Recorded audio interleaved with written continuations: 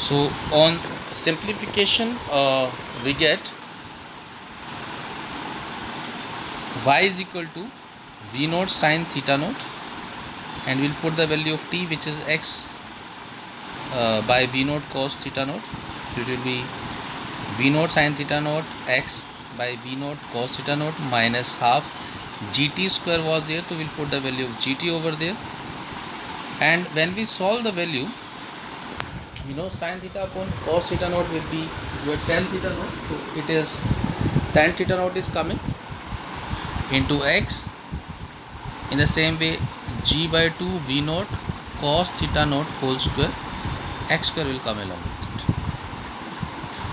Since g, theta naught and v naught are constant, the above equation is in the form of y is equal to ax minus bx square, where a is equal to tan theta naught and b is equal to g 2 v naught cos theta naught square.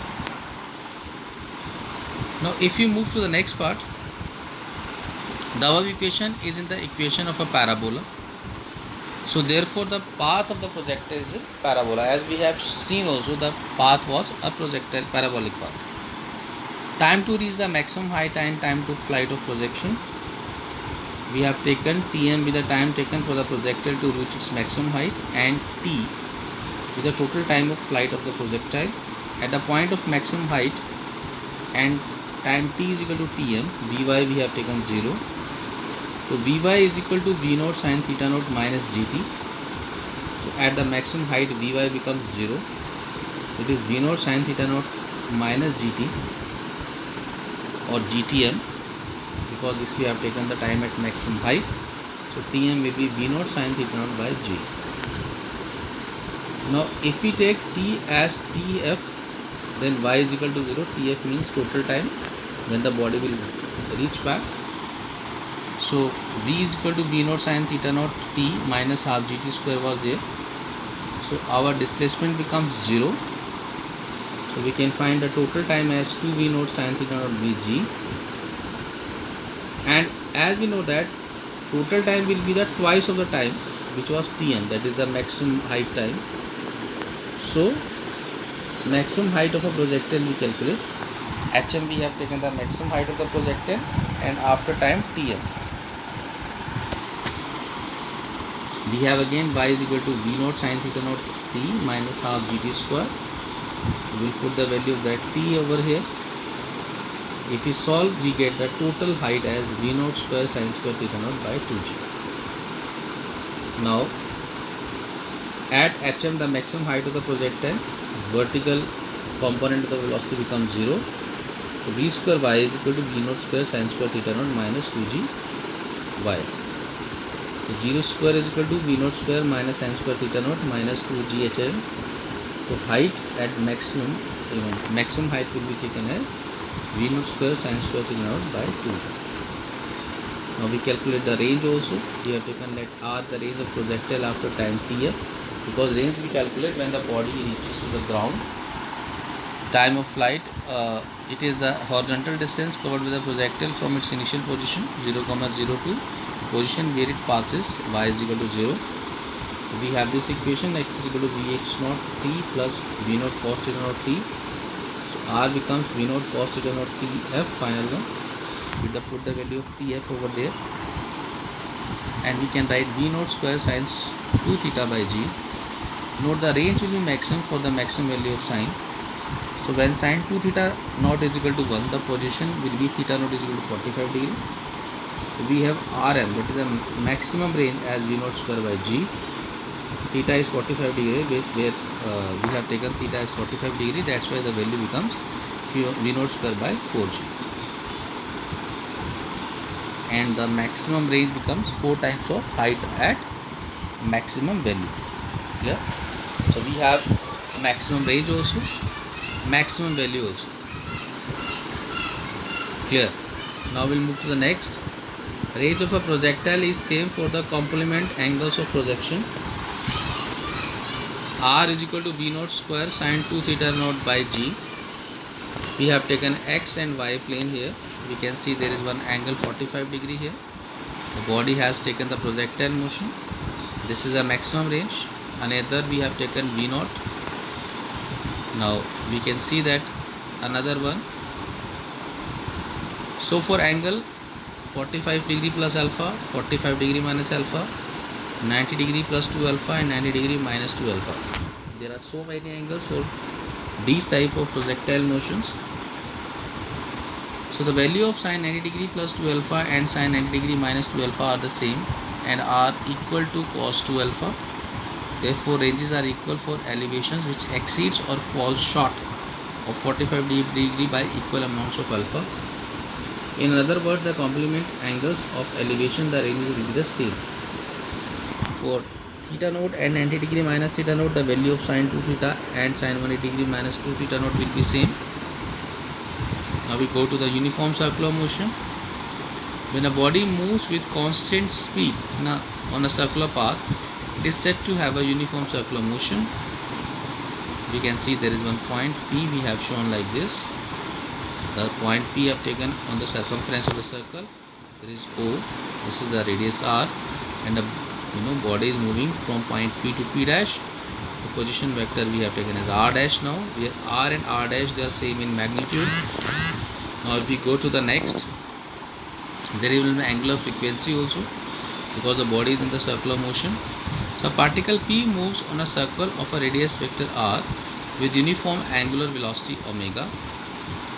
Now we can say there is one velocity component V which is tangential to point P, and there will be the same velocity component. They are same in magnitude. Remember one thing, only direction is different because it's a uniform circular motion.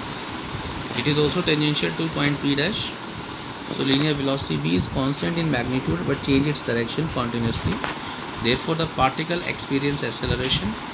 In case of non-uniform circular motion, the particle experience acceleration due to change in both speed and direction. Now we have taken del theta naught, and the same angle we have taken between V and V dash. We have drawn one line from P to P dash which is taken as delta R. Okay. Now when the particle moves from point P to P dash in time delta t is equal to t dash minus t, the line OP radius vector moves along an angle del theta. Del theta is called angular displacement. The velocity vector V turns through the same angle del theta and becomes V dash. The linear displacement PP dash is del R. The linear distance del S is R PP dash. The angular velocity is the rate of change of angular displacement.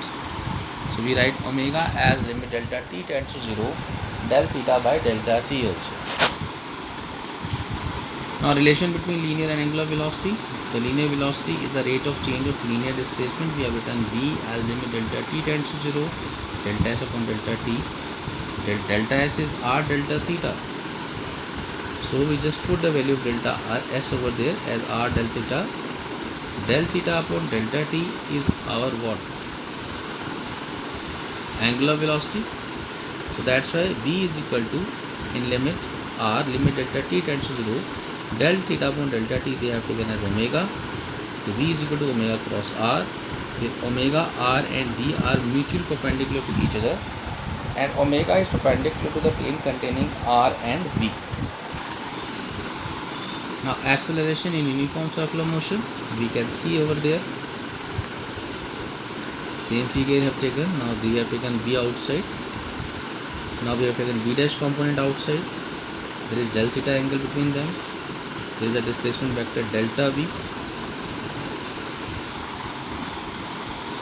Now we can see that we have taken, see, the angle beta over there between V and delta V. We have just turn it to some another angle, and again very less. So at delta t tends to 0, delta t tends to 0 degree and beta 90 degree. It means the angle between delta V and V, that is beta, increases and approaches 90 degree. That is delta V becomes perpendicular to V. R is perpendicular to V and delta V is also perpendicular to V. Therefore delta V is acting along minus R. Now since acceleration is the rate of change of velocity, therefore it acts in the direction of delta V, or it acts in the direction along the radius and towards the center root. and the acceleration is called centripetal acceleration. Now we talk about the magnitude. You can see there are two isosceles triangles, O, P, P dash and PAB. They are similar triangles. So if they are similar, so we'll use the property of them similar triangles. AB by PP dash is equal to PA by OP.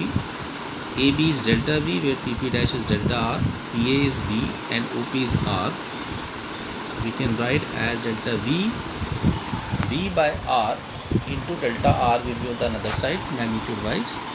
So acceleration is limit delta t tends to 0 delta V upon delta t. Therefore A will be limit delta t tends to 0 magnitude of V by magnitude of R into delta R upon delta t, or we can write finally A is equal to magnitude of V upon magnitude of R limit delta t tends to 0 delta R upon delta t, or a vector A is equal to V magnitude by R magnitude into delta R upon delta t will be taken as magnitude of V.